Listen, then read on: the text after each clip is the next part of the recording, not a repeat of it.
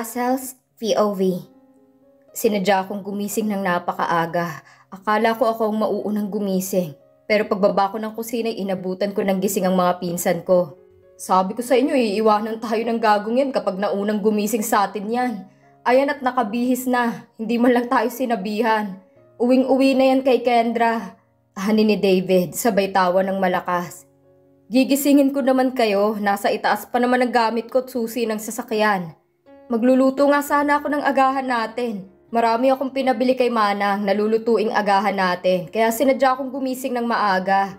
Saka hindi pa ako nakabihis, sira ulo ka. Wika ako na ikinatawan nila. Ano ba kasing lulutuin mo at napakaaga mong gumising? Wika ni Jefferson. Dumating naman si Manang na maraming dalang plastic bag, kasamang driver ng mansyon. At ipinatong ang lahat ng pinamili nila sa malaking kitchen island. Nandito ng mga pinamili mo, iho. Tuyo, itlog na maalat, longganisang bawang, tusino, corned beef, itlog, kamatis at maraming siling labuyo. Wika niya na ikinangiti ko ng malaki. What? Pakakainin mo kami ng tuyo at itlog na maalat? Hindi ako kumakain yan. Gulat na ani ni Braxton. Umiti ako ng malaki at kumindat ako sa kanila.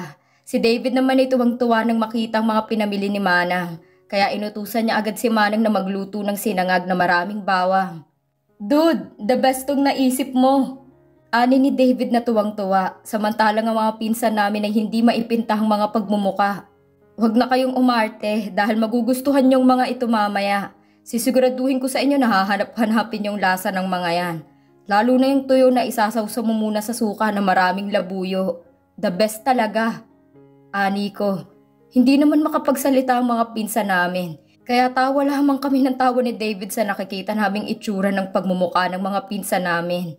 Nagsimula na kami magluto ni David. Habang ang mga pinsan namin ay mabilis na nag-alisan, nang maamoy na nilang tuyo na piniprito ko. Si David naman ay kinuha ang food chopper at inilagay sa loob nito ang mga nahugasan niyang kamatis at pinindot ang button. Kaya ilang segundo lang ay meron na silang tomato salsa para sa itlog na maalat at tusino. Hindi naman nagtagal at naiayos na ng mga kasambahay ang mahabang lamesa sa dining area. Inihain ng mga kasambahay ang napakaraming pagkain niluto ko at ni David. Saka namin pinuntahan ng mga pinsan ko na nagtatago sa mga silid ng mga ito.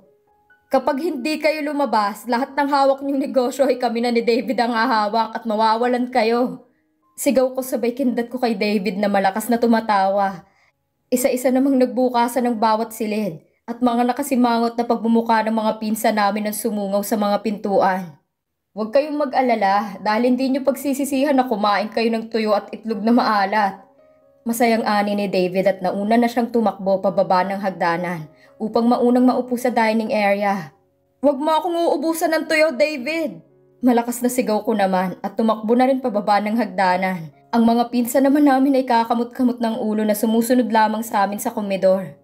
Upo na at sigurado akong magugustuhan nyo yan. Wika ko at nilagyan ko na ng mga tuyo ang bawat plato ng mga pinsan ko na nag-iinarte na sa pagkain. Ew, naghugas ka ba ng kamay mo ha? Inis na ani ni Darwin. Hindi, nagkamot pa nga ako sa kilikili ko. Ang arte nyo, kumain na nga kayo. Inis na ani ko habang nakatingin ako sa kanila. Kinuha ko ang tuyo na nasa plato ko. Pinutol ko sa gitna at isinawsaw sa suka na maraming sili at sibuyas. At pagkatapos ay kinagat ko ito sabay subo ng kanin. Nagkatinginan naman ng mga pinsan namin ang ganoon din ang ginawa ni David. Kaya nagkibit balikat sila at ginaya nilang ginawa namin ni David. Oh, what the hell? I'm sure hindi tayo mamamatay sa pagkain ng tuyo. Ani ni Jefferson na unang gumaya sa ginawa namin ni David. Bigla siyang napatingin sa mga pinsan namin. At may sumilay ng ngiti sa kanyang labi. At kumuha pa ng 3 tuyo at inilagay agad niya sa kanyang plato. Damn, ang sarap pala nito. Bakit ngayon nyo lang niluto ang ganitong klaseng agahan ha? Ani niya, kaya mga pinsan namin na nag-aalilangan pa'y mabilis na rin kinain ng tuyo. Lahat sila'y nagustuhan ng masarap na agahan na nakahain sa lamesa. At unang naubos ay ang tuyo at itlog na maalat na kanina lang ay inaayawan nila. Ang sarap! Ngayon lang ako ginanahan ng ganito sa pagkain ng agahan. At ngayon lang din ako gumamit ng kamay sa pagkain. Ani ni Braxton na umiinom na ng kape. Sabi ko sa inyo masasarapan kayo dyan. Wika ko. Pero totoo ba na gagawin mo talaga yung banta mo? Ani ni Jefferson. Malakas na tawa naman ang pinakawalan ni David na ikinainis ng mga ito. Kaya dumampot sila ng kutsara at ibinato kay David. Naging masaya ang aming agahan. Pagkatapos namin kumain ay kanya-kanya na silang akyat sa itaas upang maligo at maghanda sa pagbalik namin sa Cavite. Hindi nga nagtagal ay sakay na kami ng kanya-kanyang sports car namin at isa-isa na kami nagpaharurot ng aming mga sasakyan. Nauna na sila David habang ako naman ay binagalan kong pagpapatakbo dahil kailangan ko pang bumili ng strawberry shortcake para kay Kendra, para sa babaeng nilalaman ng puso ko. Sa isang sikat na bakery shop ako nagpunta at sinigurado ko na pinakamasarap na strawberry shortcake ang binili ko para kay Kendra. Maingat kong nilagay ang cake sa tabi ng driver's seat. Bumili ako ng isang bouquet of red roses at hindi ko alam kung bakit ko ito binili. Hindi ko alam kung bakit bigla na lamang akong pumasok sa isang flower shop at bumili ng bouquet. Pagkarating ko ng mansyon ko sa Cavite ay nandoon na ang lahat ng sasakyan ng mga pinsan ko. Nasa loob na rin ang mga ito at sigurado akong nagtatakang mga yon dahil hindi pa ako dumarating. Paglabas ko ng sasakyan ay kinuha ko agad ang cake at ang bouquet naman ay ipinatong ko sa ibabaw ng cake. Wow! Ibang klase din ang panliligaw ng isang Russell Henderson. Pangbubuyo sa akin ng mga pinsan ko. Ako naman ay hirap na hirap dahil sa sobrang laki ng bouquet at hindi ko nakikita ang dinadaanan ko. Kaya naman nilapitan na ako ni David at kinuha ang bouquet na nakapatong sa cake. Thanks bro, wala na akong nakita. Wika ako na natatawa. Napakalaki naman kasi ng binili mong bouquet. Iba na talaga ang nagagawa ng pag-ibig. May pa-cake na, may pa-bouquet pa. Wika niya kaya natawa na ako. Hindi ko nga alam kung bakit binili ko yan. Nandyan na ba si Kendra? Anikot ipinatong ko ang cake sa ibabaw ng lamesa. Wala pa. Sabi ni Manang hindi pa bumabalik. Ani ni David. Napatingin naman ako sa aking orasang pambisig at mahigit 8:00 na ng umaga pero bakit wala pa rin siya? Mabilis akong lumabas ng bahay at tatakbo na lang sana ako nang makita ko siyang naglalakad na may dalang plastic bag. Napakunot ako ng noot na palingon ako sa aking likuran nang maramdaman ko ang mga bulto na nakatayo. Doon nga kayo, kalalakan yung tao, puro kayo tsismoso. Inis kong ani na ikinatawa nila. Ako man ay bumalik sa loob dahil ayokong isipin ni Kendra na hinihintay ko siya o naaatat akong makita siya. Doon kayo, huwag kayong magulo. Wika ko at kumuha ako ng magazine. Naupo ako sa sopa at nagkunwari akong nagbabasa. Malakas na tawa na naman ang maririnig mula sa mga pinsan kong siraulo. Pero hindi ko sila pinapansin. Bahala sila sa buhay nila. Inggit lang sila. Good morning. Nandito na pala kayo? Ani niya. Hindi ko naman siya tinitingnan. Nagpapanggap pa rin akong nagbabasa ng magazine. At hindi ko nga alam kung titignan ko ba siya o hindi. Dahil sa totoo lang ay mabilis na tumitibok ang puso ko. Kararating lang namin dito. Wika ni David. May dala kasi akong pang-agahan sana ninyo. Hindi ko alam kung kumakain kayo nito. Niluto ko kasi to. Champurado. Wika niya kaya mabilis kong ibinaba ang magazine at tumingin ako sa kanya. Champurado? Tanong ko, tumango naman siya sa akin. Malaking ngiti ang sumilay sa akin at tumingin pa ako sa mga pinsan ko na nagtataka sa akin. Dahil kakakain lang naman namin ng agahan. Tamang-tama, hindi pa kami nag-aagahan. Tara na guys, at nagluto pala si Kendra ng agahan natin. Wika ko na ikinamulagat ng kanilang mga mata. Pinandilatan ko naman silang lahat kaya wala na silang nagawa pa kung hindi ang sumunod sa amin sa komedor. Pagdating namin ng dining area ay nagulat si Kendra nang makita niya ang cake na nakapatong sa table at ang isang napakalaking bouquet of roses. Hindi naman ako makatingin sa kanya. Hindi ko maintindihan ang sarili ko kung bakit tila ba bumabalik ako sa pagiging teenager na nahihiya sa babaeng nililigawan. To think na hindi ko naman talaga siya nililigawan. Kinuha ko ang bulaklak at nahihiya akong iniabot sa kanya ang bulaklak na kapag kinuha niya hindi na siya makikita dahil sa sobrang laki nito. Para sa akin? Gulat na gulat niyang ani at pagkatapos ay nagsimulang kumanta si Jefferson ng ngiti na inawit ni Ronnie Liang. Napatingin ako sa kanya pero tinabihan siya ni Braxton at Sandro at nag-second voice ang dalawa. Nagkatinginan kami nila David dahil hindi namin inakala na magaling palang kumanta ang tatlo. Wala kaming kaalam-alam na ganito kagandang boses nilang tatlo. Ang mga kasambahay ay nakatayo na rin at kinikilig dahil sa sobrang lamig ng boses ng tatlo kong pinsan. Akala ko'y saglit lang silang kakanta pero tinatapos nilang awiting ngiti. Kaya humarap ako kay Kendra at inupo ko siya sa upuan na nakaharap sa table at binuksan ko ang cake sa harapan niya. Nakikita kong pangingislap ng mga mata niya na tila ba iiyak na. Why are you doing this? Please, Ras, kung parte ito ng paghihiganti mo, huwag mo namang gawin to. Baka hindi ko kayanin, Russell. Alam kong galit na galit ka pa rin sa akin. Pero sana naman, nakikiusap ako sa'yo. Huwag mong paglaruan ang damdamin ko. Kasi baka itong hindi ko kayanin.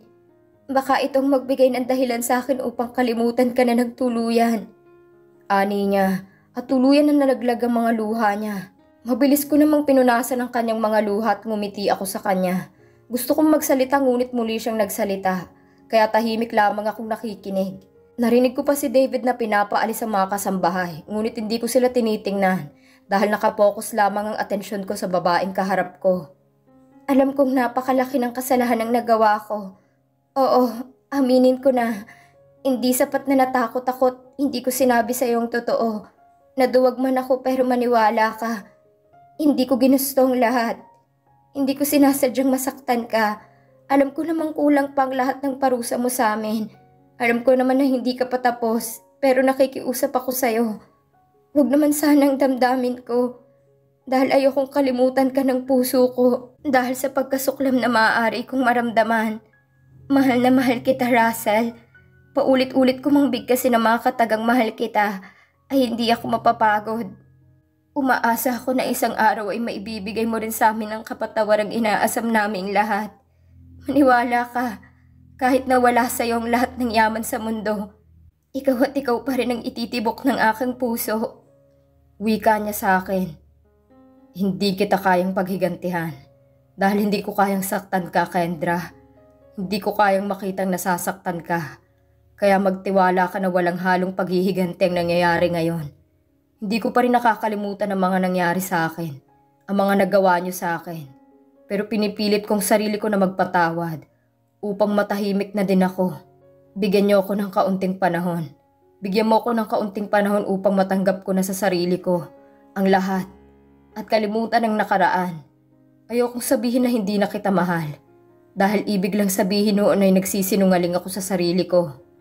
Gusto kong malaman mo na gusto kong magsimula sa pagiging magkaibigan katulad noon hanggang sa mawala na ng tuluyan ang galit ko. Takot pa akong sumubok, pero magsisimula akong ilapit ang sarili ko sa'yo hanggang sa kaya ko na ulit. Sana sa pamamagitan mo'y magawa ko ng magpatawad sa mga nagkasala sa akin. Ani ko, tuluyan na siyang napahagulgol at niyakap ako ng mahigpit. Napatingin ako sa mga pinsan kong kumakanta pa rin. Sumilay ang luha sa gilid ng aking mga mata na mabilis ko namang pinahid. Sana nga ay kayanin ko nang magpatawad. Sana nga sa pamamagitan ni Kendra ay unti-unti ko nang makalimutan ang galit na namumuhay sa aking puso. Sana nga ay siyang maging susi upang tuluyan ko na mapatawad ang mga taong nagkasala sa akin. Masaya akong tinatanggap ang pagkakaibigang inaalok mo. Masaya ako dahil magkakaroon na ako ng dahilan ng ngumiti sa tuwing makikita kita na hindi na ako natatakot. Magkakaroon na ako ng dahilan upang mailapit sa iyong sarili ko na hindi ko iniisip na paghihiganti lamang ang mga ginagawa mo sa akin. Hindi na ako matatakot dahil alam ko sa dulo nito ay may pag-asang naghihintay para sa ating dalawa. Wika niya, kaya impit akong napaiyak dahil pilit ko itong pinipigilan. Kailanman ay hindi ka nawala sa puso ko, Kendra, pero hindi ko pa kayang ibigay ng buong sarili ko sa'yo dahil ayokong magkamali at masaktan ka sa huli.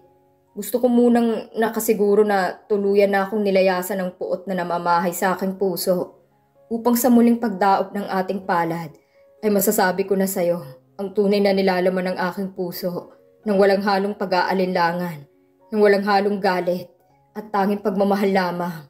Kaunting panahon at sana ibigay mo sa akin ang kaunting panahon na hinihingi ko sa'yo.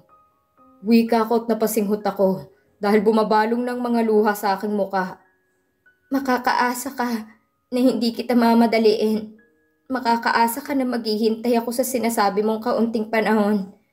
Gusto ko ring ipakita sa'yo na nagsisisi kami sa lahat ng mga nagawa namin sa'yo. Kaya ibinibigay ko sa'yo ang buong tiwala ko at pagmamahal. Kahit hindi mo pa ito kayang suklian sa ngayon. Mahal na mahal kita, Russell. At alam ko na sa dulo nito magiging masaya din tayo. Wika niya, kaya hindi mawala ang ngiti sa aking labi. Masaya ako ngayon dahil kahit papaano'y nabawasan ang galit sa puso ko.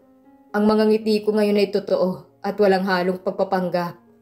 Sana nga ay itong simula ng panibagong yugto ng ating buhay.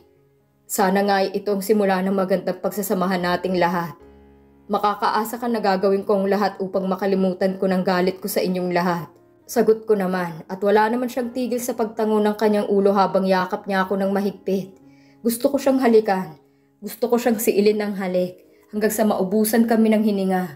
Pero hindi ko gagawin. Simula ngayon ay rerespetuhin ko siya upang makita niya na mahalaga siya sa akin. At hindi ang katawan lang niya. Ang sarap sa pakiramdam na makita kayong ganyan. Sana nga ito na ang simula ng pagiging magkaibigan nyo. Ang magdala sa inyo sa landas na gusto nyong tahakin na dalawa. Masaya ako bro na nagsisimula ka ng umpisahan na makalimot sa mga sakit na idinulot ng mga tao sa'yo. Natutuwa talaga ako. Ani ni David sa akin.